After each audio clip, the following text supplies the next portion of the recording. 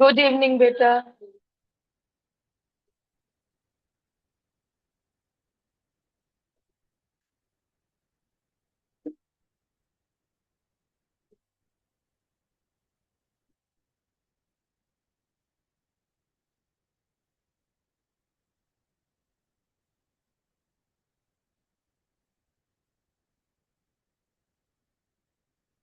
Consumer surplus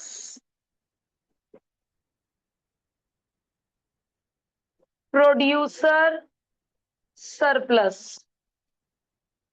a very important topic.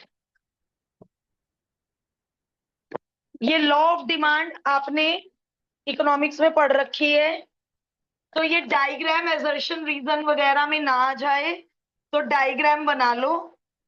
X axis पर quantity लेते हैं, जो क्वांटिटी प्रोड्यूस की, और वाई एक्सिस पर उसका प्राइस पी लेते हैं, और ये डायग्राम होता है डिमांड कर्व का।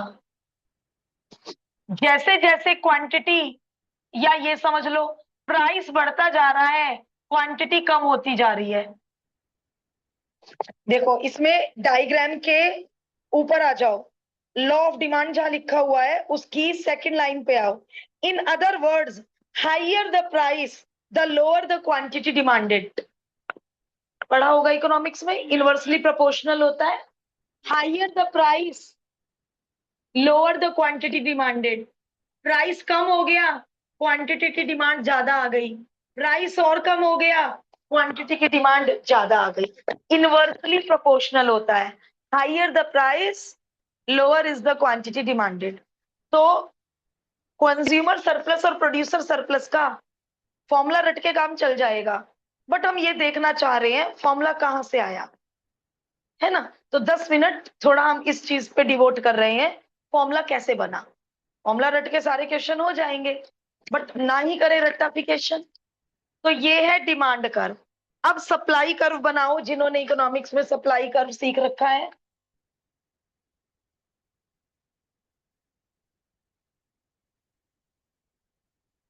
सप्लाई कर्व, इसमें भी वाई एक्सिस पर प्राइस लिया जाएगा और एक्स एक्सिस पर क्वांटिटी सप्लाइड। ये क्वांटिटी डिमांडेड, ये क्वांटिटी सप्लाइड। अब इसमें भी लॉ ऑफ सप्लाई पैराग्राफ के सेकंड लाइन पे आ जाओ। The price of the product increases, supplies, supplier आना चाहिए यहाँ पे। Supplier will try to supply more goods to maximise their profit. Price बढ़ेगा तो सप्लायर क्या चाहेगा कि मैं प्रोडक्शन ज्यादा से ज्यादा करूं, सप्लाई ज्यादा से ज्यादा करूं, जिससे मुनाफा हो, प्रॉफिट हो। तो this is supply curve. Price बढ़ा, क्वांटिटी बढ़ गई। प्राइस बढ़ा, क्वांटिटी सप्लाइड बढ़ गई। प्राइस बढ़ा, क्वांटिटी सप्लाइड बढ़ गई। Supply curve, demand curve. Third है इक्विलिब्रियम पॉइंट, जहां पर सप्लाई कर्व और डिमांड कर्व इंटरसेक्ट करते हैं, इसको बोलते हैं इक्विलिब्रियम पॉइंट।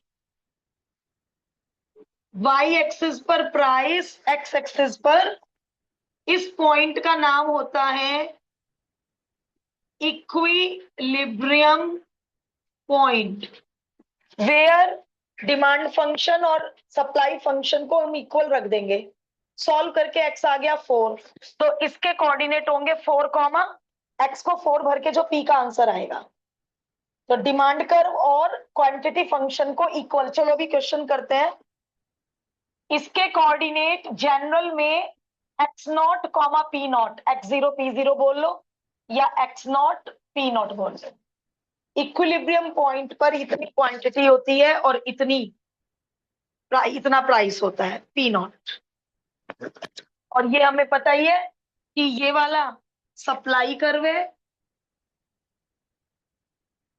और ये वाला डिमांड कर्व है।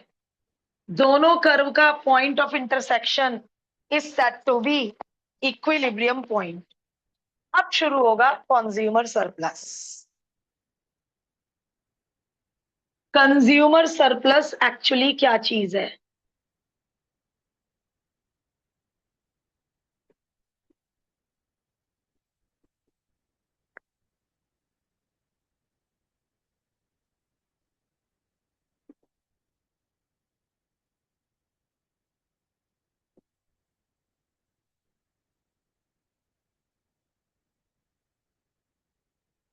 कंज्यूमर सरप्लस के हेडिंग के अंडर केवल आपको पैराग्राफ की फर्स्ट 2 लाइंस लिखनी है। इक्विलिब्रियम पॉइंट का जहां डायग्राम है उसके नीचे आ जाओ। Consumer surplus is the gain made by consumers when they purchase an item from the market at a lower price rather than the price they would have been willing to pay for it। कोई चीज है, मैं 10 रुपए तक की उसे खरीद लूंगी, मैं मार्केट गई, मुझे 8 रुपए की मिल गई, तो ये जो 2 रुपए है ये कंज्यूमर का सरप्लस है। अब दोबारा पढ़ो ये लाइन, इस एग्जाम्पल से क्लियर हो जाएगी। Consumer surplus is the gain made by consumer when they purchase an item from the market at a lower price rather than the price they would have been willing to pay for it। लिख लो, 2 ही line लिखवा रही हूँ बस, बहुत सारे paragraph नहीं लिखवा रही हूँ। अच्छा, मैं एक में कंज्यूमर सरप्लस का डायग्राम बनाऊंगी और एक में प्रोड्यूसर सरप्लस का, कि जिससे दोनों डायग्राम में एरिया दोनों में निकालना। अच्छा, क्योंकि हम एरिया पढ़ चुके हैं, 2 साल पहले तक एरिया सिलेबस में नहीं था, तो स्टूडेंट्स को फॉर्मूला कैसे बना समझने में दिक्कत होती है। तो जब से एरिया सिलेबस में आया तुम फॉर्मूला मुझसे पहले बना लोगे। बट ये 2 लाइन लिखो पहले कंज्यूमर सरप्लस की।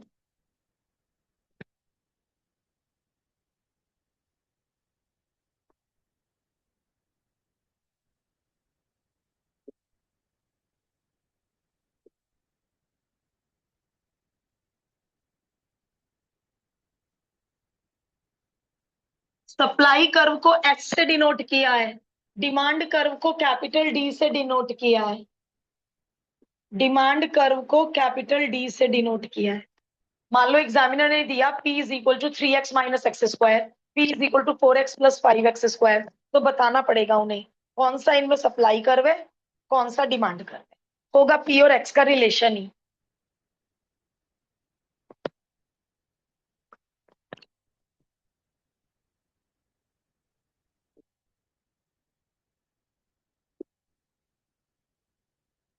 ये एरिया है कंज्यूमर सरप्लस,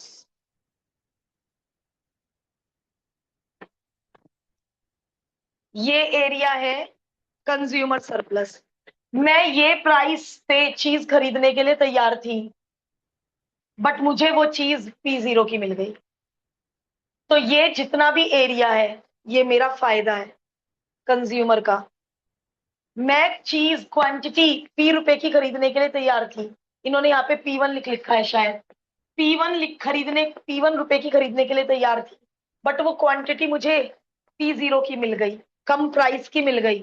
अभी जो मैंने एग्जांपल दिया 10 रुपए और 8 रुपए का, तो 2 रुपए, तो ये एरिया मेरा क्या हुआ, कंज्यूमर सरप्लस।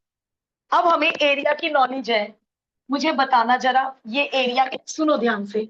यदि मैं लिमिट ले लू 0 से यहां तक, यहाँ x की वैल्यू कितनी है, x0, वरना 0 to 5 0 to 6 हमें आती है लिमिट लेनी, 0 to x0।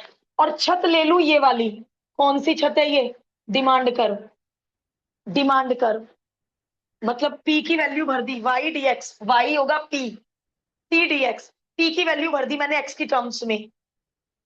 मान लो p है 4x माइनस एक्स स्क्वायर, तो मैंने यहाँ 4x माइनस एक्स स्क्वायर भर दिया x की टर्म्स में, तो आगे क्या लगेगा, dx। क्या रोल है इंटीग्रल का, 3 दिन एरिया करा, छत से लेके कहां तक का एरिया आ गया, जमीन तक का एरिया आ गया, एक्स एक्सिस तक का एरिया आ गया। कौन सा एरिया फालतू आ गया, इस रेक्टेंगल का एरिया फालतू आ गया, क्योंकि इंटीग्रल ने छत से लेके एक्स एक्सिस तक का एरिया निकाला। तो ये रेड एरिया माइनस करवा दो, और ये अब रेक्टेंगल से निकाल लो। अब हम इंटीग्रेशन नहीं यूज कर रहे इस रेड एरिया के लिए, कि हम ऐसे करें 0 to x0 और इस लाइन की इक्वेशन लिखें x is equal to Y is equal to P0। Direct बता दो एरिया का रेक्टेंगल, रेक्टेंगल का एरिया लेंथ इंटू ब्रेथ। ये दूरी x0 है बेटा, ये दूरी P0 है, length into breadth. Consumer surplus का फॉर्मूला बन गया। ठीक है, याद तो करेंगे ही हम, बट हमें ये पता है कि ये फॉर्मूला आया कैसे।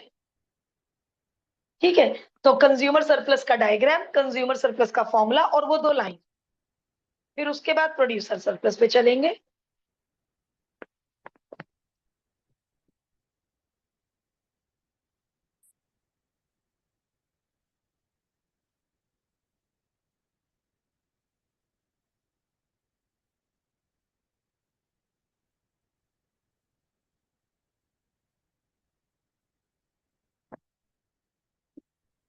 ऑनलाइन जो लोग हैं, क्लियर है बेटा कंज्यूमर सरप्लस डायग्रामेटिकली, डेफिनेशन के अकॉर्डिंग और फॉर्मूले के according? Yes ma'am. Yes, Yes, ma'am. ma'am. Yes, ma'am. Yes, okay ma'am. Okay okay.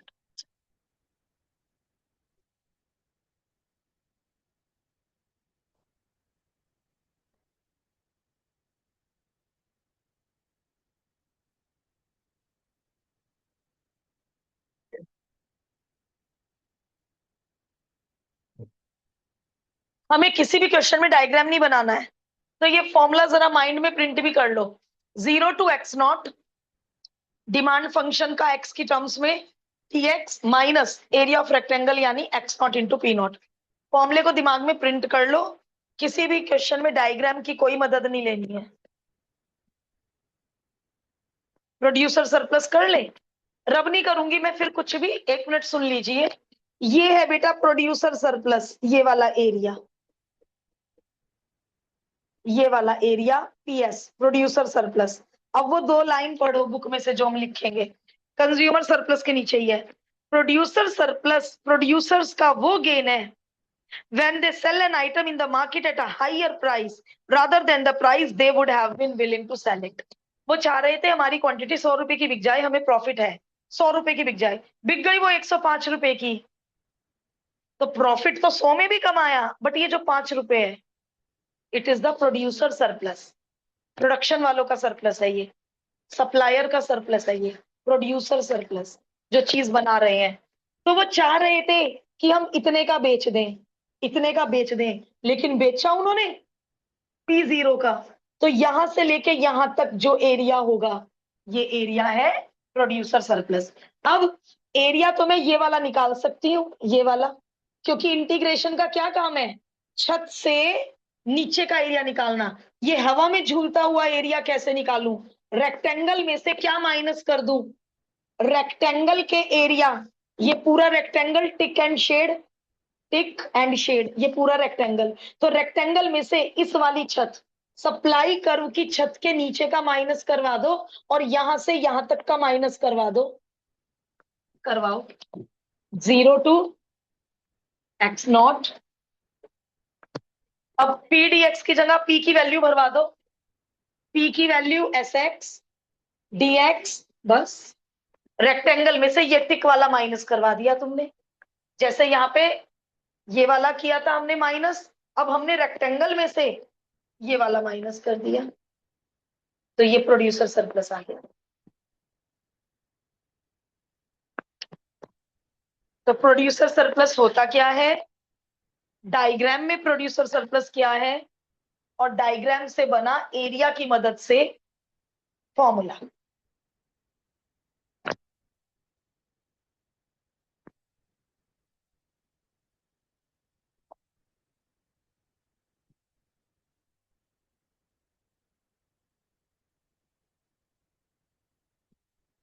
Book ने एक ही डायग्राम में कंज्यूमर सरप्लस और प्रोड्यूसर सरप्लस शेड कर रखा है, हमने जानबूझ के अलग अलग डायग्राम में शेड किया,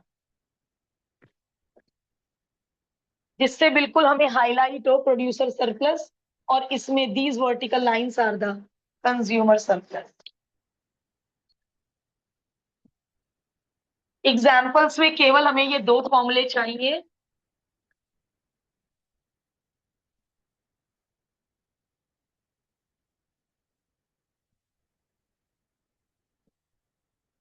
and this is the last topic of the chapter. बहुत लेंदी चैप्टर था 14 एक्सरसाइजेज का। आज जाके टॉपिक्स खत्म होंगे।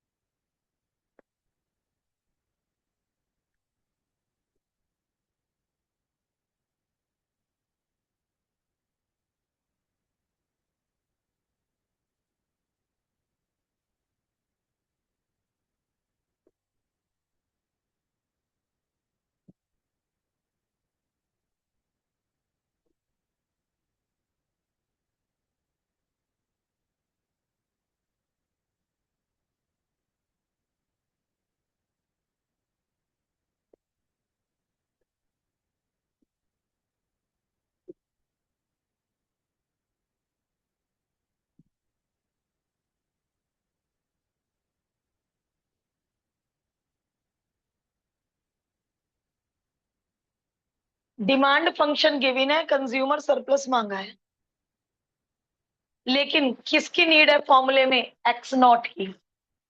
एक्स नॉट नहीं है। तो एक पॉइंट सुन लो बस, ये जो X not P not point है, ये डिमांड कर्व के ऊपर भी है और सप्लाई कर्व के ऊपर भी है, दोनों के ऊपर है। तो ये जो X not P not coordinate है, ये जो पॉइंट है, ये दोनों कर्व को सेटिस्फाई करेगा। तो पी नॉट डिमांड कर्व को सेटिस्फाई करेगा, और सप्लाई कर्व होता तो सप्लाई कर्व को भी सेटिस्फाई करेगा। पी नॉट 20 दे रखा है। अब कितने अननोन है इसमें कि मैम एक ही तो अननोन है, एक्स नॉट आ जाएगा, फिर ये फॉर्मूला यूज कर लो, कंज्यूमर सरप्लस आ जाएगा। टॉपिक इंपॉर्टेंट और बहुत इजी लगने वाला है आपको, बहुत इजी। एक्स नॉट का स्क्वायर इधर भेज दिया। अब आप इसके फैक्टर्स करो और एक्स नॉट के दो वैल्यूज बताओ।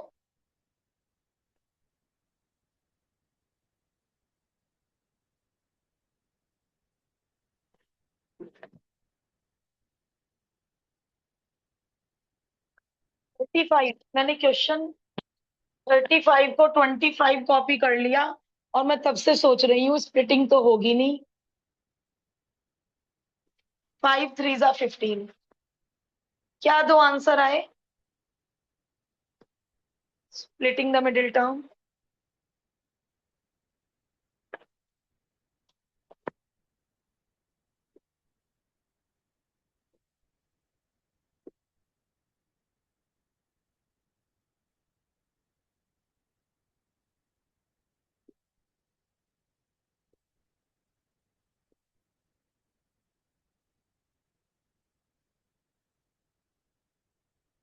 कौन सा आंसर रिजेक्ट हो जाएगा और क्यों?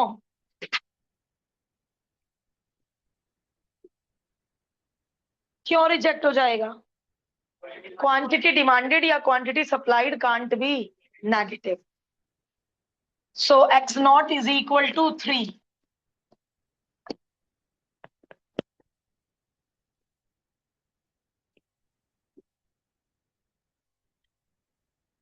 प्लीज फॉर्मूला याद कर लो। देखो मैंने क्या नोटिस किया है एग्जाम में, ये इसमें लगा देते हैं, ये इसमें, यही नहीं याद रहता रेक्टेंगल में से घटाना या रेक्टेंगल को घटाना। तो जिसका डायग्राम दिमाग में है शायद उसकी गलती ना हो। ऊपर वाला एरिया कंज्यूमर सरप्लस था तो रेक्टेंगल जुड़ेगा, अब प्रोड्यूसर सरप्लस भी ऊपर ही था, बट वो हॉरिजॉन्टल लाइन के नीचे था। मुझे नहीं पता, इधर का उधर उधर का इधर नहीं करना है। और हर क्वेश्चन में फॉर्मूला लिखना है, हर क्वेश्चन में फॉर्मूला लिखना है। ये रहा डिमांड फंक्शन, ये रहा demand function, x not 3 P not 20। और अब ये बच्चों वाला क्वेश्चन। एरिया में क्या नोटिस किया था आपने कि यदि कर्व स्केचिंग हो जाए उसके बाद बहुत इजी इंटीग्रल, वही इसमें है। फॉर्मूले आते हो तो कुछ भी नहीं करना है, लास्ट की दो exercise easy exercises. 2x² upon 2 x³/3। अरे ये x0 लिखा है, x0 की जगह 3 -60। पहले अपर लिमिट 3 भरेंगे और फिर लोअर लिमिट 0 भरेंगे। करिए कैलकुलेट, आंसर मैच कीजिए।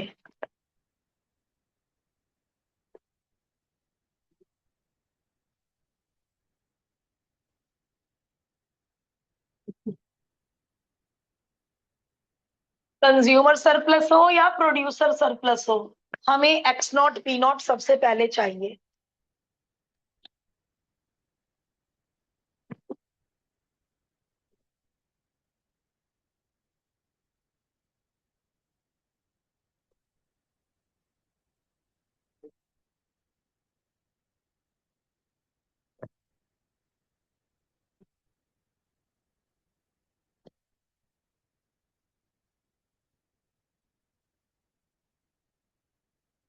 एग्जाम्पल 2 थोड़ा सा हॉट्स लेवल है,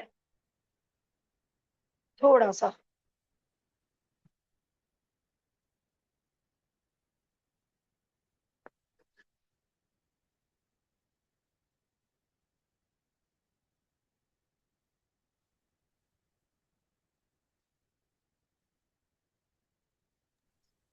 मैम इसमें जो आंसर आएगा उसकी यूनिट क्या होगी?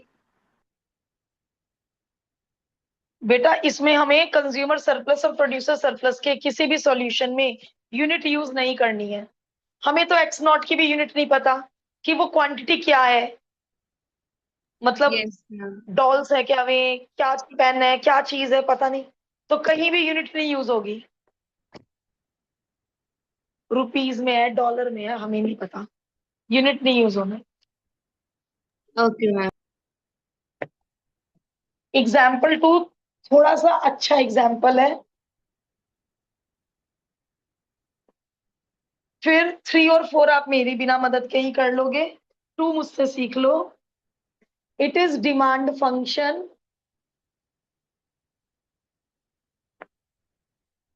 क्योंकि इन्होंने पी थोड़ा कॉम्प्लिकेटेड दे दिया। इक्विलिब्रियम प्राइस, तो इसका मतलब ये p0 हुआ। इन्होंने क्वेश्चन में लेटर p यूज किया है, कोई बात नहीं, इसका मतलब ये p0 हुआ। इक्विलिब्रियम प्राइस लिख तो रहे हैं वर्ड। अब मुझे x0 चाहिए, क्या किया था, x0 p0 coordinate demand curve को सेटिस्फाई करेंगे। तो p की जगह p0 और x की जगह x0 और p0 की वैल्यू 20, 2/20, 1 रेसिप्रोकल करने से पावर नेगेटिव पॉजिटिव हो जाएगी, क्रॉस मल्टीप्लाई कर दो। इसका यूज आगे होगा इसलिए बॉक्स में रखा है, लेकिन मुझे ये x0 तो चाहिए ही चाहिए। रेक्टेंगल का एरिया कैसे निकालूंगी, x0 की तो बहुत सख्त जरूरत है। तो और x0 ई के सिर पर बैठा है, कैसे लाऊं जमीन पे, लॉग ले लो दोनों साइड, तो हमें आता है। x0 पावर में है, इसे जमीन पे उतारना है, इसकी वैल्यू चाहिए, तो लॉग ले लो बोथ द साइड्स। करना जरा, बोथ द साइड्स लॉग ले लो, बेस ई ले लो, base e, both the sides log base e. Base 10 लेंगी तो क्या दिक्कत है।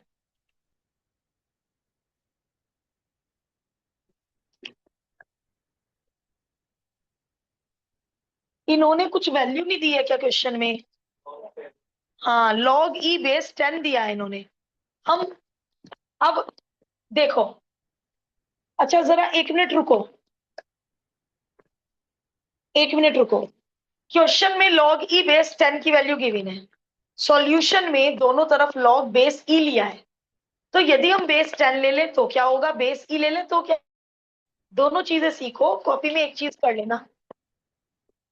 ठीक है, लर्निंग के लिए आए हैं, कोई ये नहीं है कि खाना पूर्ति करनी है बस क्वेश्चन तो हो गया। मैं एक तरफ बेस ई ले रही हूँ, एक तरफ बेस 10 लूंगी, देखते तो है क्या परेशानी है। एक तरफ से भी क्वेश्चन नहीं हो रहा होगा, काट देंगे।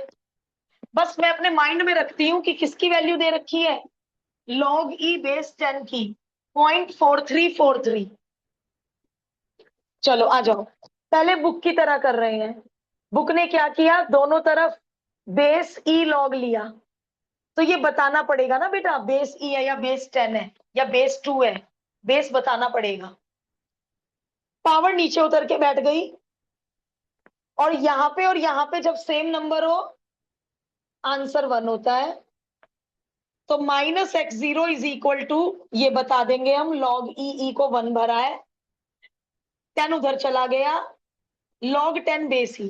अब लॉग 10 बेस ई तो दे नहीं रखा क्वेश्चन में, और मुझे चाहिए लॉग 10 बेस ई। 11th में पहुंच जाओ, कोई फॉर्मूला बताओ। Face changing formula. मैम 10 की पावर log 10 के ऊपर आ जाएगी। बेटा 10 को 10 की पावर में ले जाके क्या करूंगी अंशी, ये बनाना है बेटा। इसकी वैल्यू पता है ना, मैं पूछ रही हूँ ये कैसे बनाऊं। ये बुक का मेथड कर रही हूँ पहले, बुक में मत देखना, मुझे बताओ इससे ये कैसे बनाऊं। यस, रेसिप्रोकल, रेसिप्रोकल करने से ये दोनों अपनी जगह अदला बदली कर लेते थे। 11 चैप्टर 2। तो माइनस माइनस को भी उधर भेज दो। तो इसको यदि मैं नीचे भेज दूं, रेसिप्रोकल कर दूं, तो ये लोग अपनी जगह अदला बदली कर लेंगे।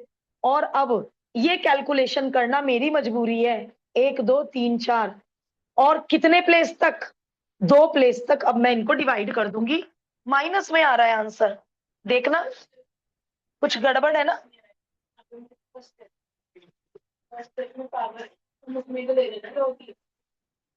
अच्छा, इसमें लिया लॉग ही, माइनस क्यों लगाया मुझे भी नहीं पता क्यों लगाया, दिमाग किसका कब खराब हो जाए, नो वन नोस।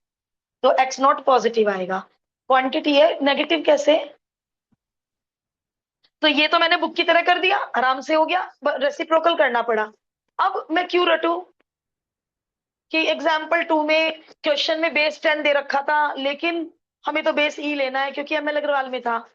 एक बार बेस 10 देखे तो देखें।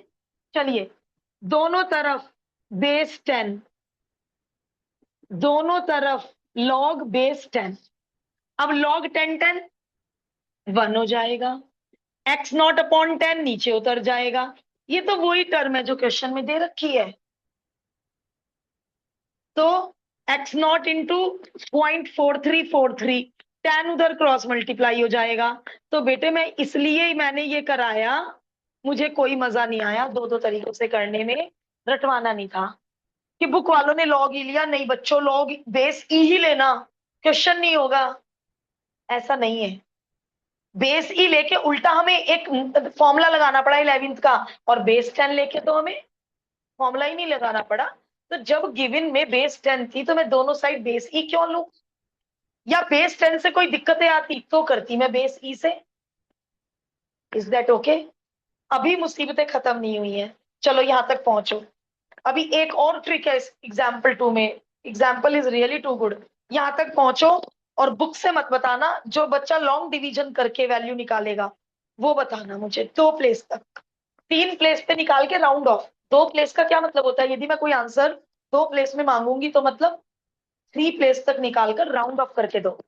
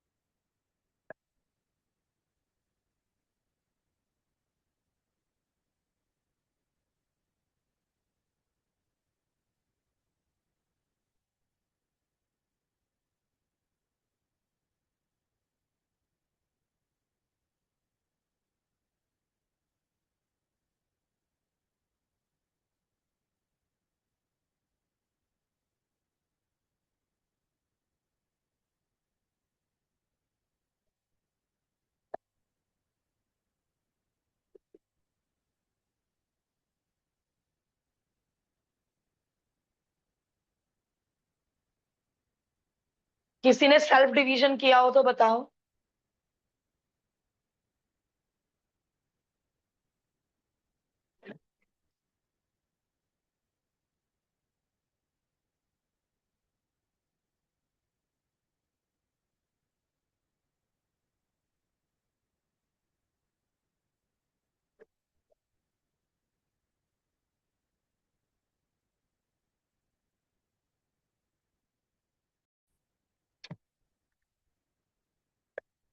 अब जिन्हें डिवाइड करने में दिक्कत आ रही है अभी सीखेंगे, पहले आगे सीख लो। बेटा आगे भी एक छोटी सी ट्रिक है, सीख लो। केवल इसी क्वेश्चन में लगेगी वो ट्रिक, तो हो सकता है एक्सरसाइज में कोई ऐसा क्वेश्चन मिल जाए। सुनो, डिमांड फंक्शन पी की value dx minus 23.03 into P not कितना था, 2। पिछले एग्जाम्पल में यहाँ एक्स नॉट को 3 भर दिया था, फिर पहले अपर लिमिट भरी थी 3, फिर लोअर लिमिट भरी थी 3। आज मैं एक्स नॉट को यहाँ पे 23.03 भर रही हूँ, यहाँ पे क्यों नहीं भर रही हूँ 23.03? सुनो, 20 बाहर, ई की पावर लीनियर का इंटीग्रल बोलो, ई की पावर लीनियर, ई की power linear divided by coefficient of x, big bracket 0 से एक्स नॉट। अब सुनो, 10 ऊपर चला गया, माइनस भी बाहर चला गया, पहले अपर लिमिट भर दो माइनस, फिर लोअर लिमिट भर दो। ठीक, अब यदि मैंने यहाँ पे एक्स नॉट को 23.03 भर दिया होता, 23.03, तो अब यहाँ पे क्या आ जाता, 23.03, जो कि अप्रोक्स है, ये कोई एक एक्यूरेट है 23.03। फिर क्या आ जाता, ई की पावर 10 से डिवाइड करो। अब इसकी वैल्यू कहां से लाते हैं आप, इसकी वैल्यू कहां से लाते हैं? तो इतना समझ में आया कि 23.03 नहीं भरा, तो मैम अब क्या करें?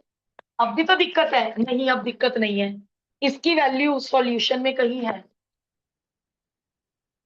ये रही, ये रही क्लाउड की वैल्यू।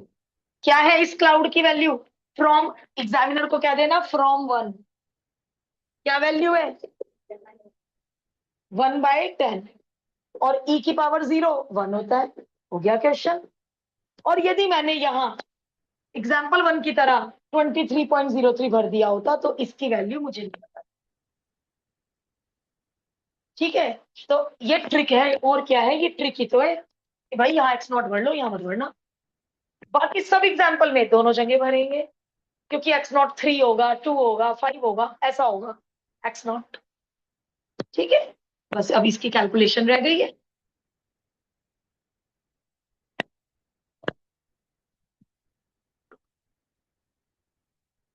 डिवाइड करूं मैं आके वहीं पे?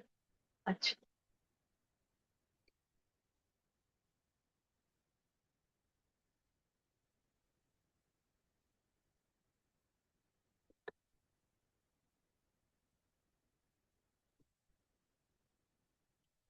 बहुत लाजवाब क्वेश्चंस में है ये example 2।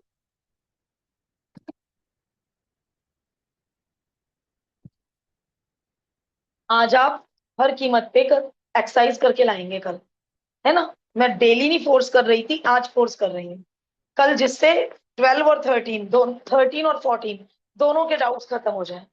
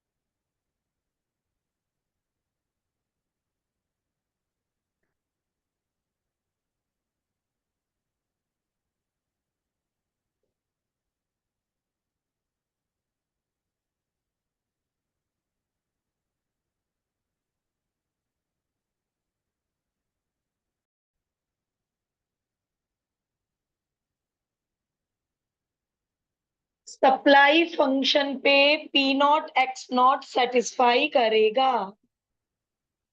X not is 12, so P naught is 16. Producer surplus का फॉर्मूला था रेक्टेंगल में से सप्लाई कर्व के नीचे का एरिया सब्ट्रैक्ट करना है. इन केस भूल गए, इन केस भूल गए, होना ऐसा भूल गए, तो ये पीएस होता है और ये सीएस. तो एकदम याद आ जाएगा कि रेक्टेंगल में से ये वाला एरिया माइनस करना है. एकदम याद आ जाएगा. X not 12, P not 16, 0 to 12 supply function से पी की वैल्यू dx. 12 into 16 कितना होता है? 192. 4x plus x square by 2. और अब upper limit minus lower limit. मैंने एक और गलती नोटिस की है. जल्दबाजी में बच्चा यहाँ 12 की जगह 16 लिख देता है. जल्दबाजी. एक्स नॉट लिखना है.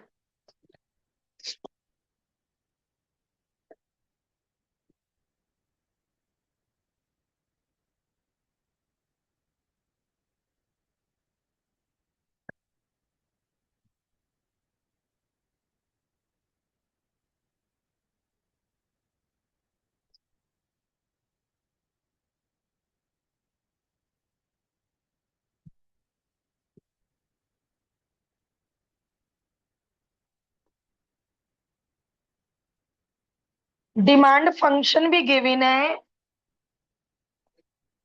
सप्लाई फंक्शन भी गिवन है. कंज्यूमर सरप्लस और ना एक्स नॉट दिया ना पी नॉट दिया. क्या करने वाले हो? Very good. At equilibrium demand is always equal to supply. क्योंकि ये जो एक्स नॉट है, ये डिमांड कर्व और सप्लाई कर्व दोनों के ऊपर होता है. ये X not demand is equal to supply. तो पी 56 माइनस एक्स. अब देखो, अब यदि आपने एक्स नॉट नहीं लगाया कोई बात नहीं, लेकिन जो एक्स की वैल्यू आएगी वो एक्स नॉट की ही होगी. एक्स नॉट नहीं लगाया तो कोई बात नहीं, दोनों फंक्शंस को इक्वल रखते हुए. लगा दिया तो भी ओके, बट जो एक्स की वैल्यू आएगी वो एक्स नॉट की ही मानी जाएगी. वहीं पे तो इक्वल होगा डिमांड और सप्लाई. चलो ये तो क्वाड्रेटिक भी नहीं बनी, फटाफट हो जाएगा. प्लस माइनस में से माइनस वाली रिजेक्ट कर देना.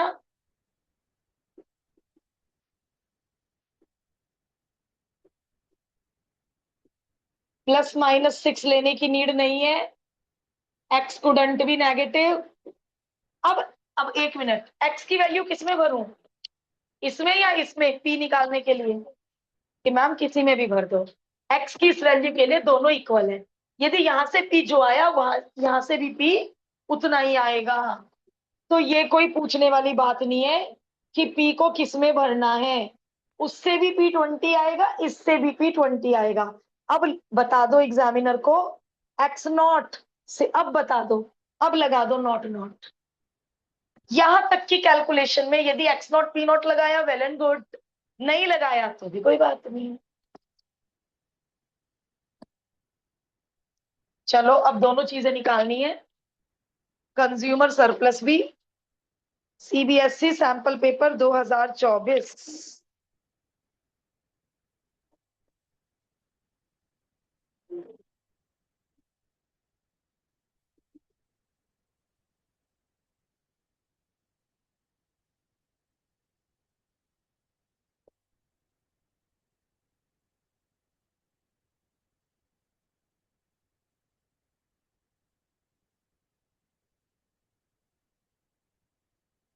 Consumer surplus 0 to x not demand function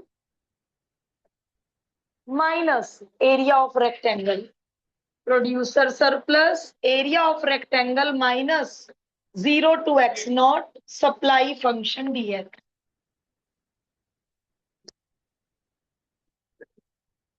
0 to 6 demand function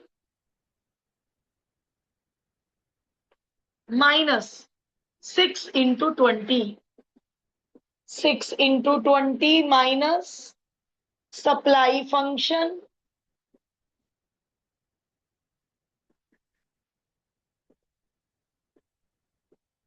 lower limit हमेशा 0 होगी ऑलवेज। तो कैलकुलेशन कहीं से कहीं तक भी मुश्किल नहीं है।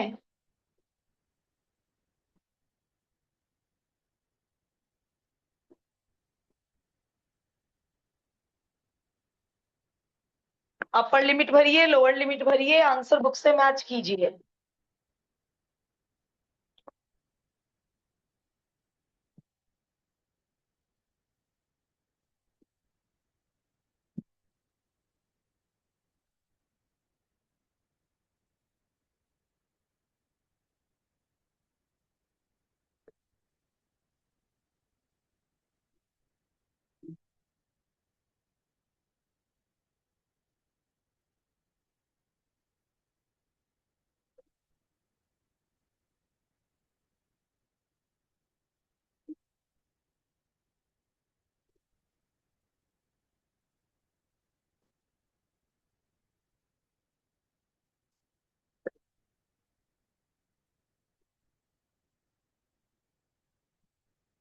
करी कैलकुलेशन, दोनों आंसर मैच हो गए।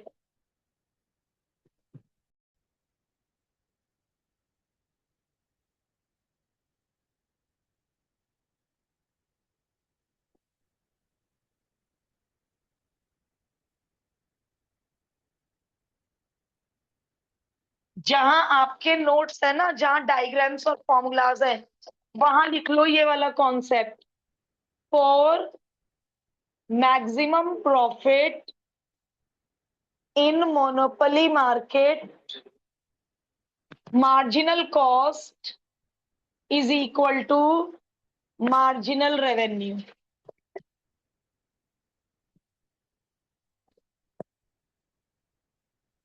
रेवेन्यू का फॉर्मूला P इंटू एक्स होता है।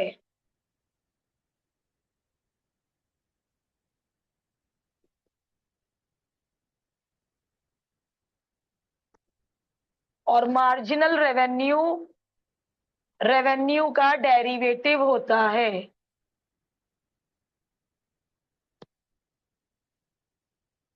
Now marginal cost is equal to marginal revenue. Marginal cost question में गिवन है, मार्जिनल रेवेन्यू आपने पता कर लिया। क्वाड्रेटिक बनेगी, एक्स के दो आंसर निकालो और नेगेटिव आंसर को रिजेक्ट करो। अब x को p में भरकर, p था 274 माइनस एक्स स्क्वायर, और ये जो p की वैल्यू आएगी ये p नॉट की हो जाएगी। x not 9, p not 193। केवल कंज्यूमर सरप्लस ही क्यों मांगा है? कि मैम क्वेश्चन में डिमांड फंक्शन गिवन है, तो प्रोड्यूसर सरप्लस कैसे मांग सकते थे, इसीलिए केवल कंज्यूमर सरप्लस मांगा है। डिमांड फंक्शन क्वेश्चन में गिवन है, एक्स नॉट पी नॉट आपने पता कर लिया, डिमांड फंक्शन क्वेश्चन में गिवन है, इससे ज्यादा कुछ और चाहिए नहीं। करो दी एंड तक, आंसर मैच करो। फॉर्मूला लिख रहे हो हर क्वेश्चन में?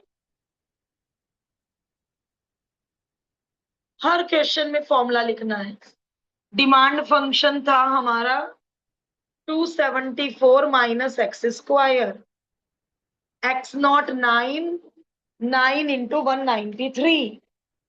कैलकुलेशन थोड़ी ज्यादा हो गई,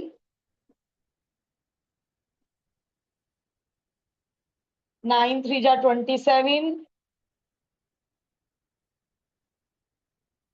फाइनल आंसर ओके।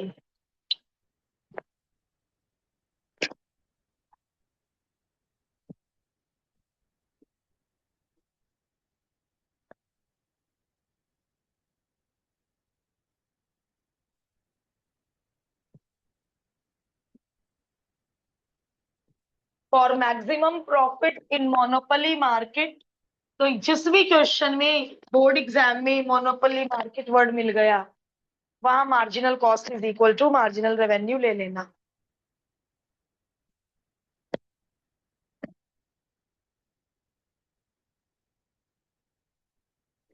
इजी लगा है टॉपिक? दो फॉर्मूले बस नए।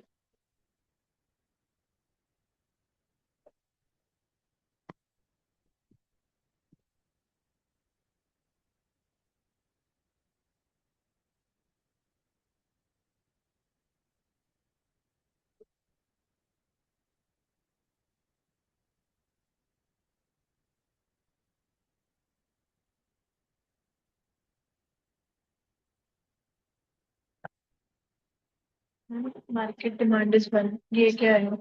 एक्स। डिमांड प्राइस नहीं होता कभी भी, पी नहीं होता कभी भी। एक्स हाँ।